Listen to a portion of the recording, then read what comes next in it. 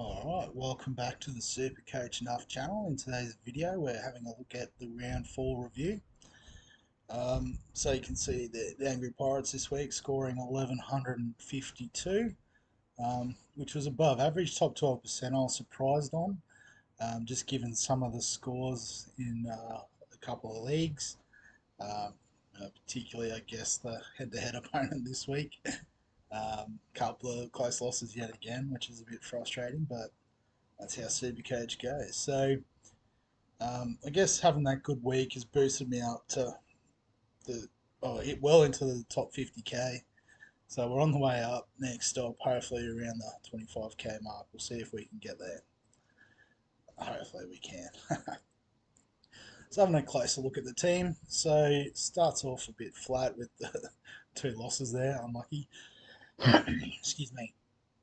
But the captaincy. So Harry Grant, don't know what happened here.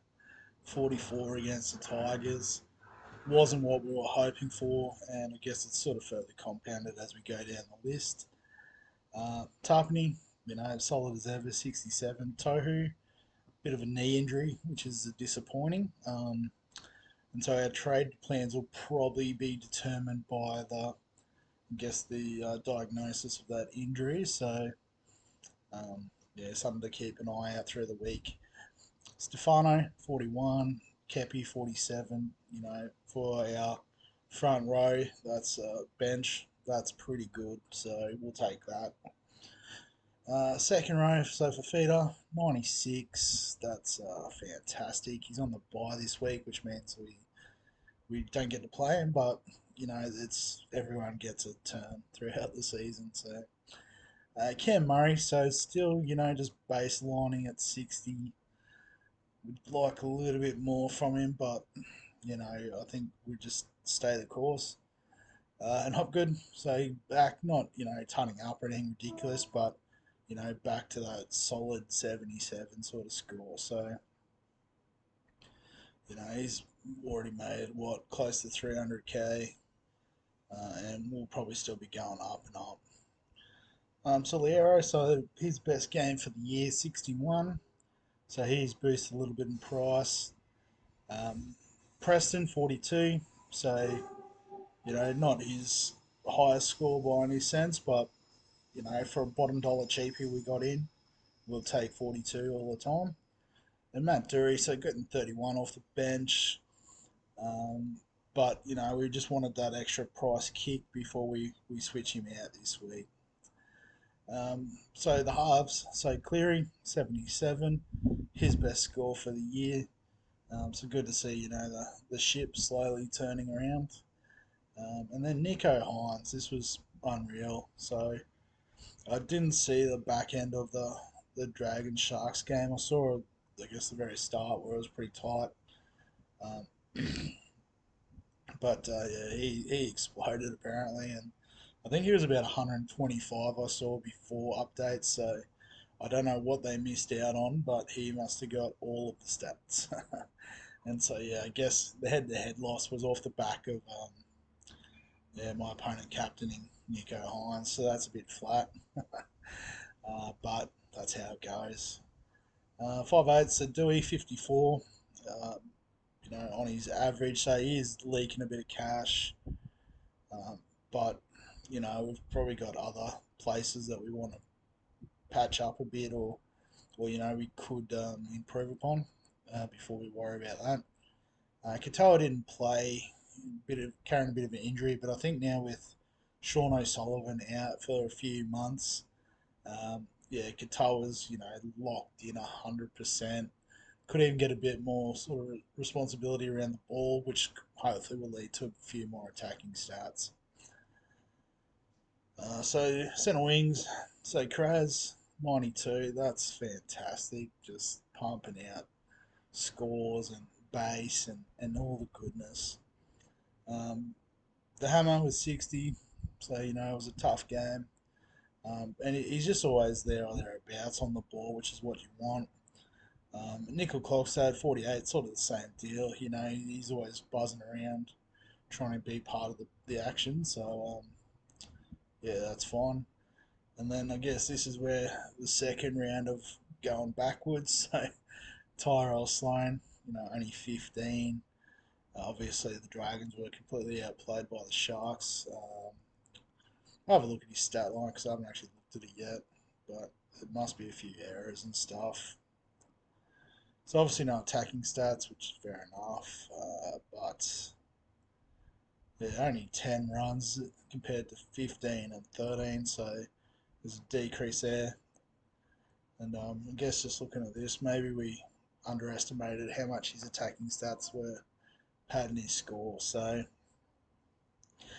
might be making a move here, I think, too. We might just, again, this seventh centre wing spot between Lumi and now Sloan has been a bit of a train wreck, but we'll see if we can pull it out of the fire. And then I guess that's further compounded by Khan Pereira with a ton on the bench. Warbrick with 88, so he finally got over the stripe. Um, yeah, I guess that's why we held these guys, was they were going to have that game where they spike and make their cash. So Khan Pereira's already made 170k. Warbrick, he's well on his way to that 150 sort of mark that we set as the baseline for trades. Tommy Turbo 58, so we'll take that. He's not going to blow up every week, but you just want to have him for when he does. And Taruva solid again with 50, so making a nice bit of cash there for us. Yeah. So in terms of, I guess, the initial thoughts for trades this week, as I said, probably Matt Dury is the one that we target to go if he's going to be on the bench. Did see a report about Paulo, or Paolo, however you say it. No, I'm not saying that correctly, but apologies, Junior. But yeah, he's out with an injury, so talking about maybe Madison will move to the middle. So Hopgood would end up as a prop forward. You'd assume Madison would be in the 13, and maybe Dury slides on the second row. But I think at the moment we're going to assume that he's staying on the bench as that edge forward replacement. And we bring in Josh Schuster. So on the bubble this week, not didn't set the world on fire last week, but he's going to be there or thereabouts. So making good money from that, pretty much bottom dollar price. So we'll get him in. And then the second trade, again, this is all dependent on Tohu. So we have a couple of options. We can sort of take, Tohu out and go to like a Payne Haas. Um, uh, the other option or pair of options is looking at one of Liero and Dewey. And obviously, Schuster would flick through. But we'll do it with Liero because that'll just make it a bit easier. And I'll find him about this mark. So Jackson Ford, scored well on the weekend. If I flick it back, 72. Obviously, he's got that 4 in his rolling average for one more week, so his price didn't go up a great deal. 43k. Break even still in the positive this week, but assuming he plays, the big minutes, I think he played 80. Yeah, so he played 80 against the Dogs. So assuming another 80 minutes, another 50, 60 points. And then that falls out of his average, and then that's when his price rise will really take off. So, yeah, I guess it could be considered a bit sideways between the Arrow and Ford, but from what I've seen of the Storm games, anyway, it looks like Liero's got a mistake in him every now and again. So, um, yeah, I think again, probably we could have made a better choice there at the start of the year. We did sort of, get Ford out to bring Liero in. So in a sense, it's fixing that mistake. And then speaking of mistakes, the trade, so we'll use a boost. and take Sloan out, and then we sort of have an option of what we can do, what we want essentially here.